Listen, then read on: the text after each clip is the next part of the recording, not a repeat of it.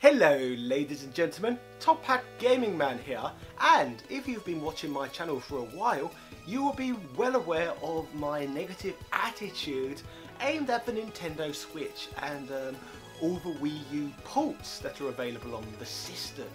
Whilst I think it's all well and good porting old games over to the platform, my main gripe is the price point in which these consumers are willing to pay. Like, these are games that was released, I don't know, between 3 and 4 years ago and stuff like that. They're essentially old games. Games you can buy easily. You can just walk into most retail outlets and buy these games for around £10 to £20 each. However, for some reason, idiots are buying exactly the same games on the Switch but paying £50 instead. Personally, I can't really get my head around why anyone would want to pay a premium just to play the exact same game on a different system. That makes little sense to me, even if you're not a Wii U owner already. Wii U's are still probably about half the price of a Switch. So that's well worth the investment to play all of these games at such a lower price point. Think about it, especially if it looks like they'll be porting over more Wii U games in the future to the platform. But if you're playing games on the Wii U, you are literally playing the Nintendo games of tomorrow. However, although I say this behaviour is very silly, today I'm going to talk about games I would prefer to see ported over to the Switch, as most of the games in which they've sent over to the Switch, like I said, they already deliver a really good experience on the Wii U. The ported versions offer little in the way of improvement. They're really minor changes. So today I'm going to suggest some games which I believe would be more fun to play on the Switch. So let's start. First of all, Star Fox Zero, one of the later games that was released on the Wii U. When I first saw this game, I was so bloody excited. It literally looked like the Star Fox game of my dreams. Basically, it's a reboot of a reboot. So you've got the original game on the Super Nintendo, and then it's sort of reimagining on the Nintendo 64. So this is the reimagining of the reimagining. So from all the original video footage, it really did look like the next Lilac Wars or Star Fox 64 to most of the world. But yes, it looked fantastic.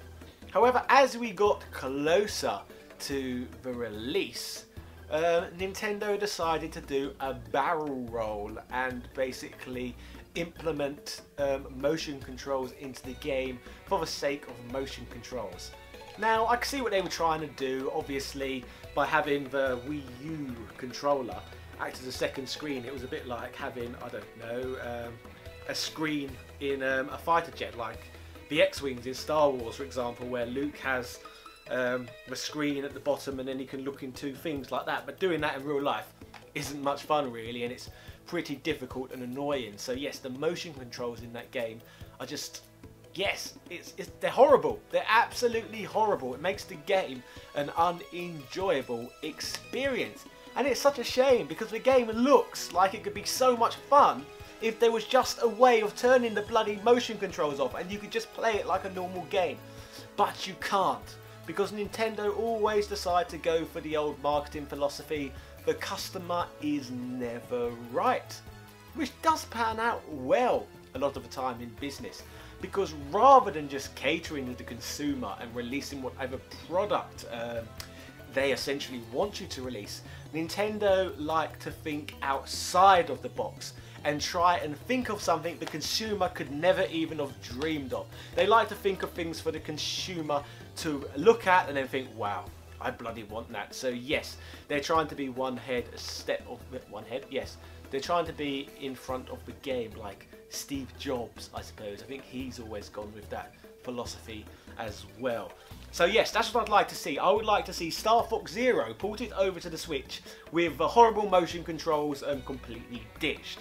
Obviously, this would require a lot more work than most ports because it's been sheer bloody laziness. So yes, make Star Fox great again, please, Nintendo. This game could really do with a nice bloody polish on the Nintendo Switch. Next, what shall I show off next?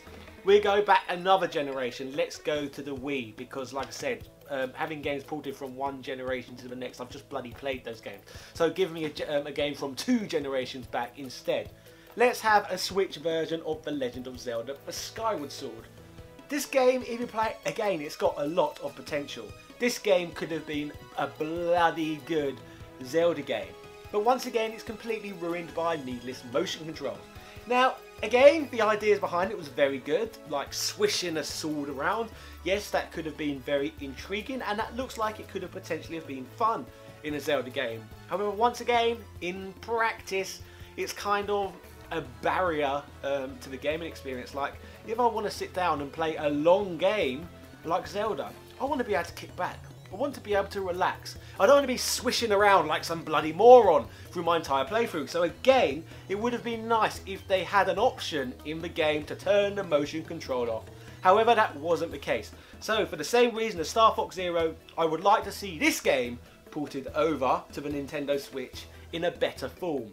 So I'd like to see the Skyward Sword without no motion controls ruining the gameplay flow. That would be lovely, wouldn't it? So next, let's go back another generation. How about we get Paper Mario The Thousand Year Door on the Nintendo Switch? Now, wouldn't that be absolutely delightful? In my opinion, this is probably the best game in the entirety of the Gamecube library, and probably the best Mario-based JRPG of all time, by an absolute mile actually. This game is just so much fun. Such a good JRPG in general, I suppose. And where this would differ from, obviously, Star Fox Zero, or let's talk about the ones that are actually on the system, such as Donkey Kong Tropic Freeze or Hyrule Warriors. All of those games, you can simply pop to your local game, or GameStop, or Electronic Boutique, depending on what region you live in the world, and you can buy those games for cheap. You're not going to be able to buy this game for cheap on the GameCube. This is an expensive game. So if you want to buy this game, you're going to have to pay a premium, and then you're only going to be able to play it on your GameCube or your Nintendo Wii, because the Nintendo Wii was backwards compatible, just in case you wasn't aware of that. So yes, Paper Mario The Thousand Year Door. This is a game everyone needs to experience. So if anyone from Nintendo is watching, which I seriously doubt they are, because as I said, they don't listen to the customers, do they? So if anyone's from Nintendo was listening, I would like to see this game ported over to the Wii U. So let's just keep going further back in time with ports. What about a spruced up Super Mario 64? Wouldn't that be delightful? In fact, I'm going to go one step further. However, I know Nintendo would never ever do this because they're far too greedy with their money. They know they could maximise the profits. Personally, I would love to see a Super Mario All-Stars 2, a compilation disc featuring Super Mario 64, Super Mario Sunshine, and the 2 Super Mario Galaxy games. Those are all quite old Mario games now, so it would be lovely to see those games re-released in full HD with souped up graphics. And once again, let's talk about the controls. If you play Mario 64, the controls are very, very primitive compared to like Mario Odyssey or Mario 3D World, for example. So it'd be nice to see Nintendo implement good, up-to-date controls into Mario 64. However, because we all saw, didn't we, on the PlayStation 4 when they re-released Crash Bandicoot, they spruced up the graphics, but they never bothered changing the awful, out-of-date controls, did they? So the game is still just Crash, overrated. However, Mario 64, the controls were better than Crash, even back then. So imagine if you re-released Mario 64 with modern day controls, and again with nice spruced up graphics in HD. So yes, that would be amazing, wouldn't it? Mario All-Stars 2 featuring those 4 games. However, we all know that's not going to happen because Nintendo are too greedy to do something like that. The best we could ever hope for is every game re-released at £50 each. And then people would pay it, wouldn't they? Which is annoying, really, because yes, if you re-released games back in the past, people would only do it as a compilation cartridge or disc. That sadly doesn't seem to happen no more, except for with Mega Man games. So yes, but then again, the Mega Man games have been released so many times, it would be a bit weird if they didn't have them on a pack at this stage. So last but not least, a game I've had a lot of fun with, Terranigma. Probably the best action RPG on the Super Nintendo. Why should this get a Switch release, you may ask? simply because it's just a fantastic game, and for some odd, ridiculous reason, it was never released in North America. And within North America, RPGs were a lot more popular than they were in Europe anyway. So that makes even more or less sense, I suppose. So yes, I think the American audience deserve to have a physical re-release of Terranigma on the Switch. Obviously, I am well aware that it's not a Nintendo game. It's in fact made by Enix. But surely Squaresoft probably own this within their back catalogue. Square Enix, yes, Square Enix. Do they own this in their back catalogue? Because if they don't, then oh well. But however, I would like to see Terranigma ported to the Nintendo Switch. They've bloody released the free Seiken Densetsu games, haven't they, over in Japan? So why not? Actually, that would be even better, wouldn't it? You could have, because all these games are translated into English anyway, you could have a compilation disc once again with Soul Blazer, Illusion of Time and Terranigma all on one Switch SD card.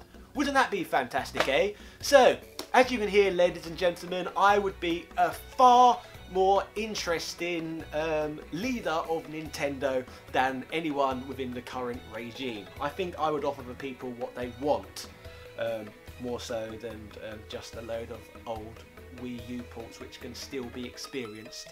Like I said, you can buy them anywhere. You can literally buy them anywhere. These games are fine wines and just keep getting better with age. Obviously, apart from Skyward Sword and Star Fox Zero, but that's why they need to be made great. They should. They deserve a second chance. We can fix things, can't we? Anyway, ladies and gentlemen, let me know in the comments section which games you believe deserve a port to the Nintendo Switch. Do you too believe that the ones they're sending over at the moment are kind of unnecessary because they're so recent? Personally, I would like to see some older games that are like fine wines that just keep getting better with age. Wouldn't that be nice? Give them a nice, fresh, HD coat of paint. Games that actually deserve it. Yes. So let me know in the comment section, as I said, which games should be ported over. Yeah. Cheerio.